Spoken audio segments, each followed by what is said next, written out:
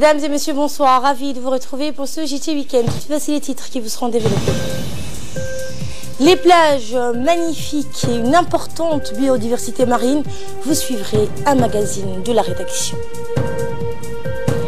Et l'ONU renvoie l'Italie donc et l'UE dos à dos s'agissant des migrants en Italie.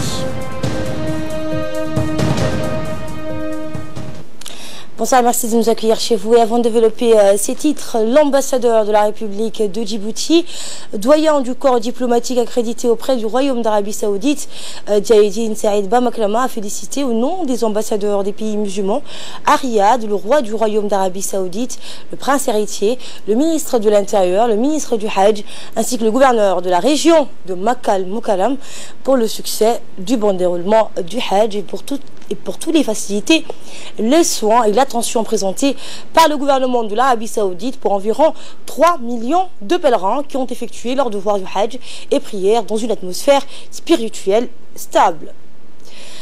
La principale attraction touristique qui fait sa renommée internationale réside dans la faune et la flore qu'offre son littoral. À titre d'exemple, on peut citer la migration des requins-baleines sur lequel nous allons revenir au cours de ce journal. Mais il y a tant à découvrir. Pour ce faire, notre équipe est allée sillonner les plages du côté du Gobet seulement.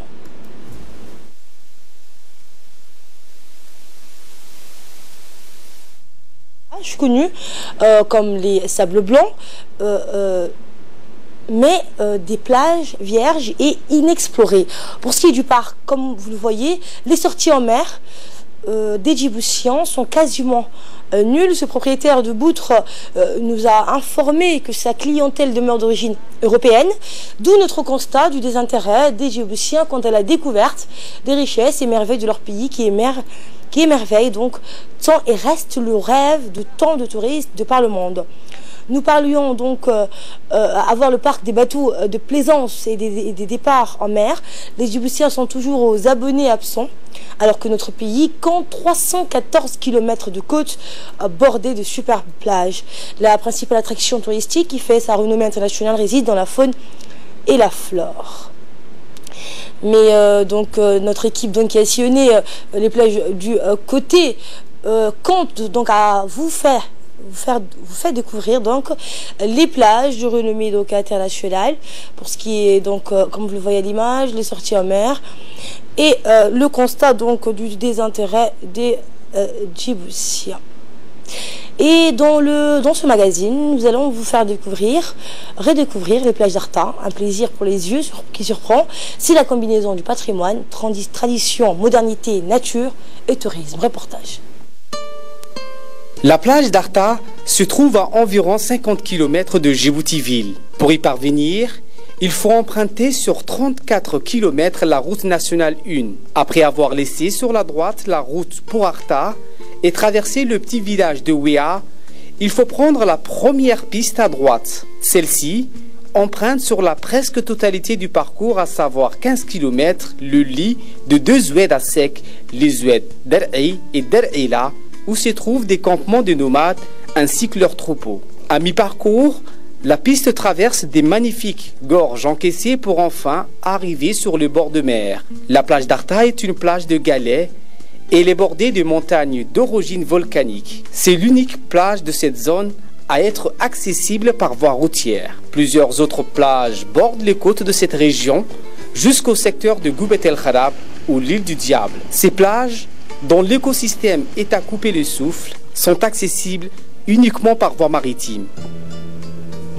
L'équipe de la radio-télévision de Djibouti, qui a sillonné le pays pour nous offrir ces reportages, est également partie en mer avec à sa tête notre reporter vedette Ahmed Hamad. Ahmed a passé des journées qu'il n'est pas prêt d'oublier, surtout dans ces gorges et ces petites plages uniques au monde. Il est allé même sur l'île que l'on dit hantée par le diable.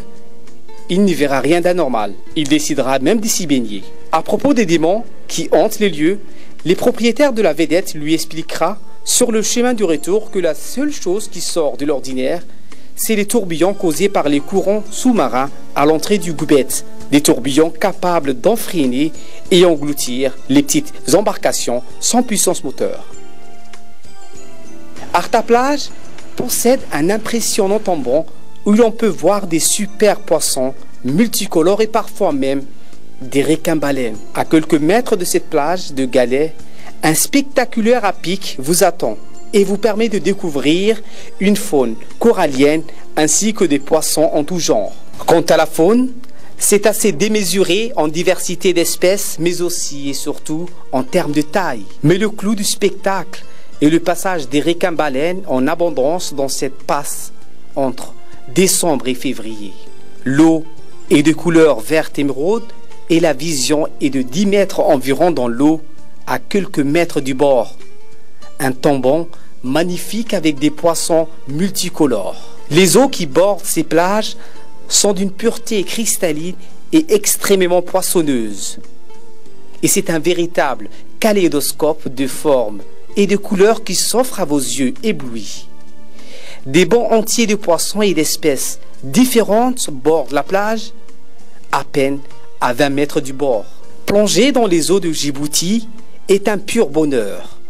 Son récif corallien et la richesse de la faune sous-marine attirent de plus en plus de plongeurs. Pour ceux qui recherchent des rencontres sous-marines plus impressionnantes, les requins-baleines leur donnent rendez-vous à partir du mois novembre jusqu'à mars. Il n'est pas rare de croiser pendant ces plongées la fameuse remonta.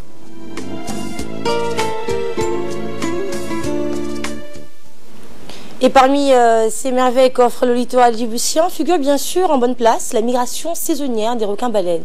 Ça sera dans 2 mois. Voici un avant-goût de ces colosses de la mer et les dangers qui les guettent. Ce reportage sonne également l'alerte regardier.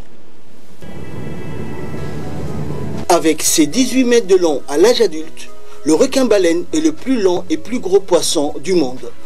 Malgré ses tailles imposantes, ce requin est sans danger pour l'homme. Contrairement à la plupart de ses congénères, il ne se nourrit que de plancton. Chaque saison fraîche, d'octobre à mars, plusieurs centaines d'individus se rassemblent dans les eaux turquoises de la baie d'Arta qui regorge de plancton à cette période. Le festin des géants a lieu juste sous la surface, là où la lumière fait abonder la nourriture. Mais au fil des années, les géants de la mer sont de plus en plus vulnérables face au tumulte du monde moderne. Les pêcheurs ignorants, les touristes déraisonnables et le va-et-vient perpétuel des bateaux filant à toute allure mettent gravement en danger ces colosses. Ainsi, ce tête-à-tête entre l'homme et le requin se déroule à Djibouti. Les pouvoirs publics ont créé une aire marine protégée dans la baie d'Arta, ce lieu de rassemblement pour la reproduction des requins-baleines. Au fil des années, la popularité des requins-baleines a pris de l'ampleur et les touristes se pressent désormais par dizaines pour les approcher. L'animal est en passe de devenir l'attraction principale de la baie. Mais pour combien de temps encore? Car aucune règle n'encadre les excursions et les safaris prennent souvent la tournure d'un décent rodéo. À qui aura la meilleure photo? Assailli de toutes parts, le rêve des touristes tourne parfois au cauchemar pour le requin-baleine. Comme vous pouvez le constater, les Djiboutiens restent absents de tous ces plaisirs qu'offre notre mer, alors que ces touristes viennent de très loin, d'Australie, des États-Unis ou encore d'Europe. Et surtout, ne me dites pas que les prix ne sont pas abordables pour les Djiboutiens. Mais faire venir le tourisme pour apporter une économie dans la région, c'est bien. Encore faudrait-il que le tourisme n'aggrave pas le problème. Le danger pour ces géants de la baie, la plus terrible des menaces, c'est elle. L'hélice des bateaux qui mutilent les animaux, parfois jusqu'à les tuer. Les requins sont en effet sous la surface de la mer. Devant cette urgence, un jeune éco-garde a été embauché. Sa mission, sillonner le périmètre de l'aire marine protégée et inciter les pilotes de bateaux à plus de vigilance. Abdo me parle de son travail. projet la yiraahdo oo muddo 2 sanadood iyo 3 bilood anagu aan ka shaqeynay muddo sanadana hakad galay kolkaas waxaan dawladda ku codsan lahayn inay projectkan ay dib u diimaareyso kadibna ay u réglementiso siday nacab ay u siiso sidii difaac.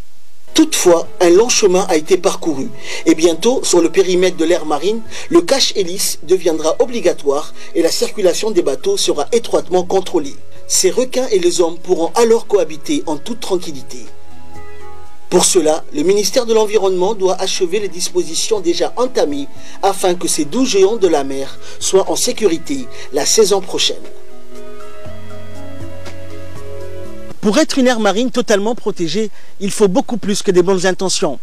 Il appartient donc au gouvernement de réglementer le tourisme en soi et ensuite mettre en place les outils juridiques et administratifs pour faire de cette aire marine protégée une aire vraiment protégée. Cela vous surprendra certainement, mais il y a des endroits dans notre pays où la densité de la population dépasse plus de 100 habitants par mètre carré, de telle sorte qu'il y a plus de surface restante pour mettre ne serait-ce que la pointe des pieds. Il s'agit de l'île aux Mouettes qui fait partie des îles Sept Frères. Voici le spectacle hallucinant et assourdissant des 50 000 habitants de cette île. Il s'agit d'un groupement de végétaux principalement ligneux qui se développe dans la zone de balancement des marées des côtes. Comme son cousin le goéland, la mouette fait partie de la famille des laridés. C'est l'oiseau emblématique des côtes djiboutiennes notamment, mais la mouette peut aussi vivre à l'intérieur des terres, le long d'un fleuve, d'une rivière ou près de points d'eau, même dans les villes. La mouette est plus petite que le goéland et son bec est coloré. Il existe de nombreuses espèces de mouettes, comme la mouette rieuse, la mouette de Bonaparte, argentée ou encore la mouette de Franklin. La mouette rieuse est celle que l'on rencontre le plus sur le littoral djiboutien. Elle est reconnaissable par sa tête blanche, ses pattes et son bec rouge orangé. On reconnaît surtout la mouette rieuse par son cri, rauque très typique qui ressemble à un ricanement. C'est un oiseau très bruyant qui vit, se nourrit et dort en colonie. Sa nourriture est composée d'insectes, de leurs larves, de lambriques, de petits crustacés, de mollusques et de petits poissons qu'elle attrape en vol. La mouette rieuse se différencie du goéland en période de reproduction par la présence d'un capuchon brun qui orne sa tête. Sa nourriture est composée d'insectes, de leurs larves, de lambriques, de petits crustacés, de mollusques et de petits poissons qu'elle attrape en vol. La mouette rieuse se différencie du goéland en période de reproduction par la présence d'un capuchon brun qui orne sa tête. Peu farouche, elle ne craint pas de cohabiter avec l'homme en s'installant dans les villes. Son vol est généralement rapide, mais elle plane également très bien. En période de nidification, elle adopte un comportement étonnant lorsqu'elle est dérangée. Elle pousse tout d'abord un cri d'alarme, ce qui provoque l'envol de plusieurs oiseaux. Ceux-ci foncent ensemble en piqué sur l'intrus et l'aspergent de fientes. Ils poursuivent ce manège jusqu'à ce que l'indésirable prenne la fuite. Ce comportement de harcèlement est appelé houspillage ou mobbing. Nous avions les yeux rivés sur cette colonie de plusieurs dizaines de milliers, mais celles-ci défendaient leur territoire. En nous approchant d'un peu plus, nous avons vu que ce qui nous semblait être des petits cailloux étaient en réalité les œufs des mouettes posés à même le sable. Là, nous avons vu qu'il n'y avait aucune place pour mettre un pied. À partir de ce moment, notre attitude va changer radicalement. Elle nous faisait savoir qu'il n'y avait pas de place pour nous sur cette île. On ne pouvait que contempler le spectacle qui s'offrait à nous, des nouveau-nés qui venaient d'éclore et allaient à la rencontre des parents. Il est à se demander comment les parents reconnaissent leur progéniture dans ce tumulte généralisé et ininterrompu. Les mouettes s'y retrouvent pourtant. De l'avis des scientifiques, les sons émis par chaque individu sont enregistrés et connus à l'avance par le bébé mouette alors même qu'il est dans l'œuf. Les mouettes forment une communauté dont le nombre varie. La plupart des espèces de mouettes vivent en groupe. Elles se rassemblent pour nidifier, elles traquent la nourriture ensemble et on peut les voir voler au-dessus des océans en formation derrière les bateaux de pêche, notamment pour espérer récupérer des petits poissons.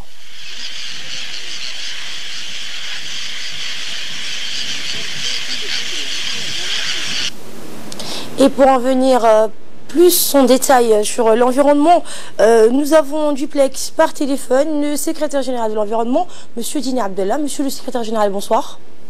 Bonsoir. Merci à vous d'avoir bien voulu répondre à nos questions. Vous avez suivi avec nous les différents magazines que nos équipes ont réalisés.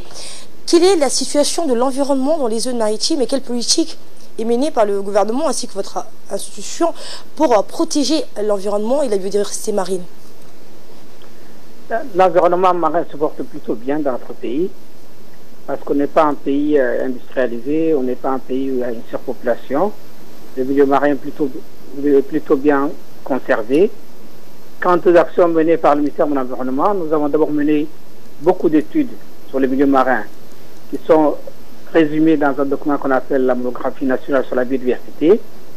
Donc nous connaissons toutes les espèces animales et végétales, la faune et la flore qui existent dans le milieu marin. Nous connaissons aussi l'état de différents sites, que ce soit les îles ou les mangroves. Donc d'abord nous avons fait un travail de recensement. Ensuite on a mis en place un cadre juridique. Nous avons le code de l'environnement qui réglemente l'utilisation du milieu marin. Le gouvernement aussi a pris un décret sur la biodiversité qui réglemente l'utilisation du milieu marin. Et enfin, le ministère de l'Environnement mène régulièrement des actions de sensibilisation pour sensibiliser les utilisateurs du milieu marin sur l'importance de la conservation des ressources marines. Pensez-vous que la population djiboutienne est consciente de la richesse des ressources maritimes et la diversité de la biodiversité marine? Comment elle participe à sa protection, à votre avis? La population, malheureusement, n'est pas totalement consciente parce que nous sommes une population plutôt rurale.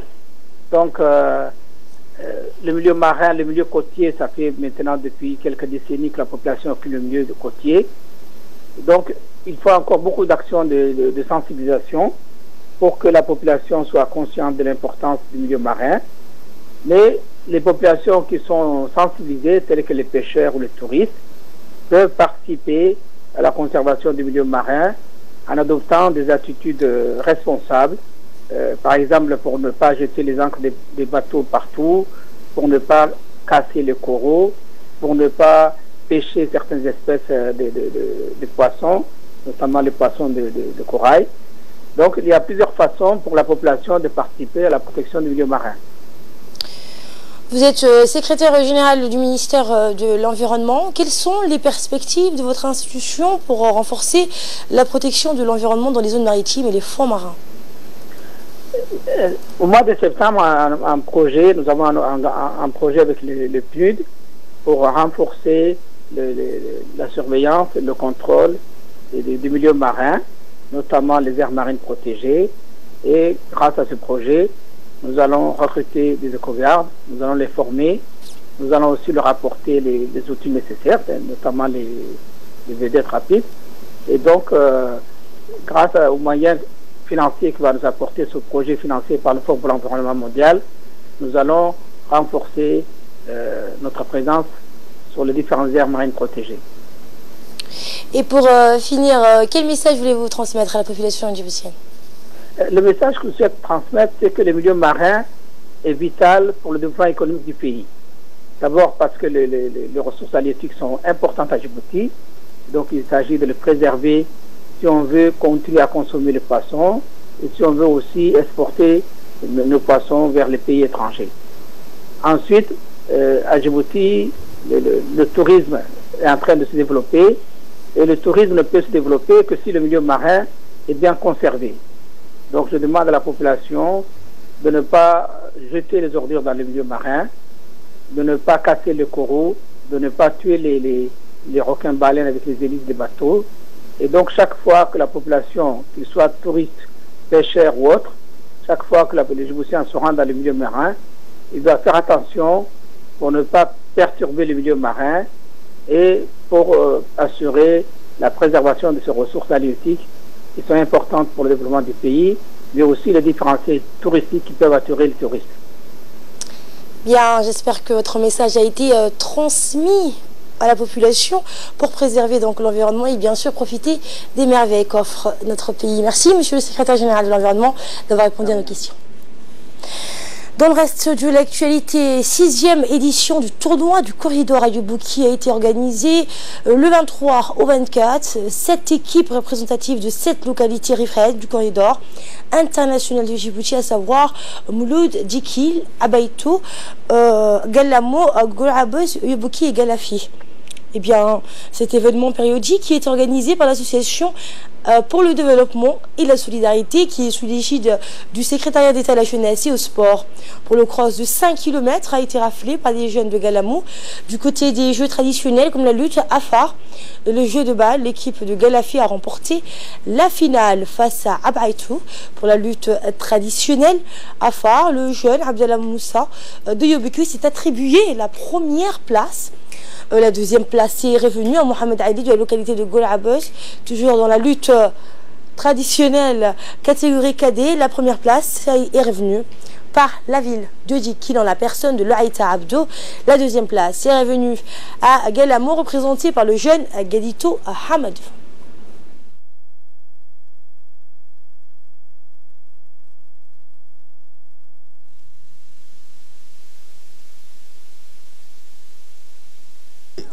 Sous le secrétariat d'État à la jeunesse et sport, l'association La Génération pour le développement et la solidarité GDS est appelée sous le nom local des tournois sportifs à Yobeki.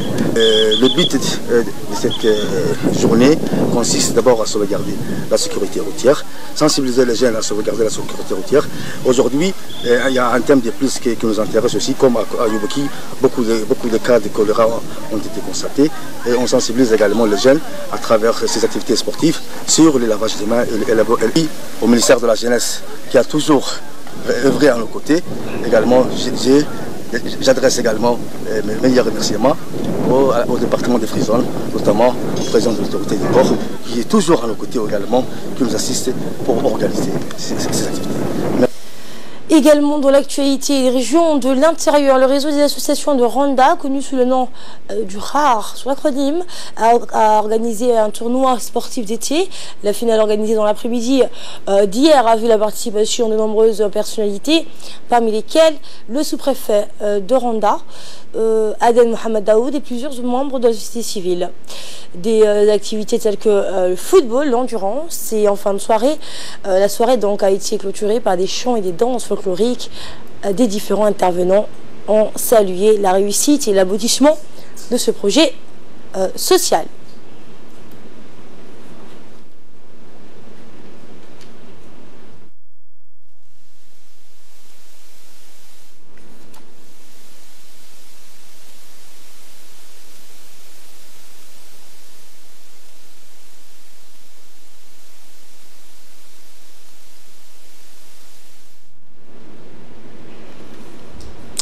Et de là, nous passons à ce qui domine l'actualité hors de nos frontières, avec ces migrants bloqués en Sicile, l'ONU qui renvoie de son côté l'Italie et l'Union européenne dos à dos. Et pour en parler, Ali Abdellah nous a rejoint sur ce plateau.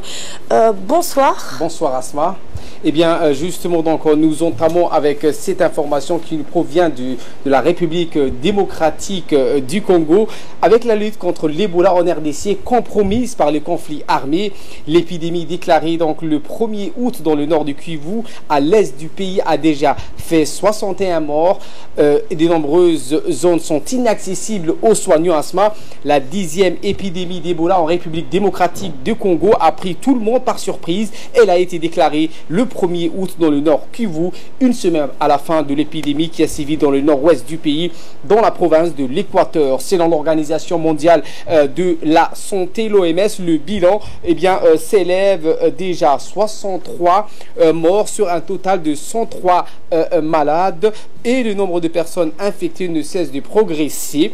L'Organisation mondiale de la santé a annoncé qu'un malade avait été diagnostiqué dans la ville d'Oacha, dans un territoire contrôlé par les rebelles ougandais des forces démocratiques alliées, et ce qui fait augmenter la maladie. Asma. Donc on revient avec ces migrants bloqués en Italie, Ali.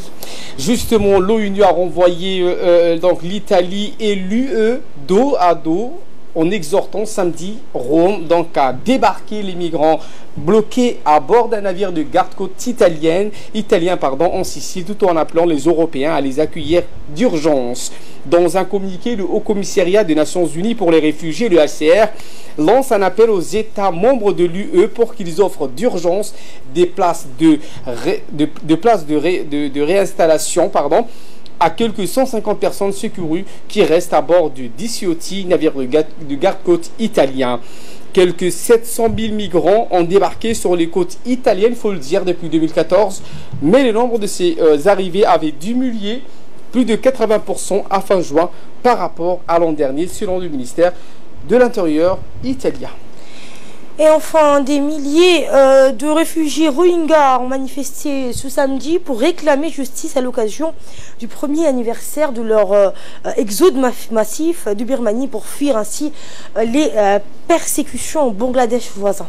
Justement, dans quelques 700 000 membres de cette communauté se sont réfugiés à ce moment dans un immense camp de la région de Cox's Bazar, dans le sud-est du Bangladesh voisin, dans ce que l'ONU a qualifié de nettoyage ethnique à Kutulplang. Donc certains manifestants portaient des bandeaux sur lesquels était écrit « Sauvez les Rohingyas ».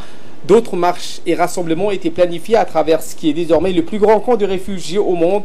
C'est ce qu'ont indiqué les militants. Le 25 août 2017, des attaques de postes frontières par des rebelles Rohingyas déclenchent une vague de répression de l'armée birmane à l'encontre de la minorité musulmane d'une ampleur inédite. Depuis, la Birmanie s'est déclarée prête à leur retour et a signé en janvier un accord avec le Bangladesh en son sens, mais près de 8 mois plus tard, le texte est au point mort et moins de 200 000 Rohingyas ont été rapatriés. Merci à vous pour ces précisions. Voilà la fin de ce journal. Merci à vous de l'avoir suivi. Excellente soirée à toutes et à tous.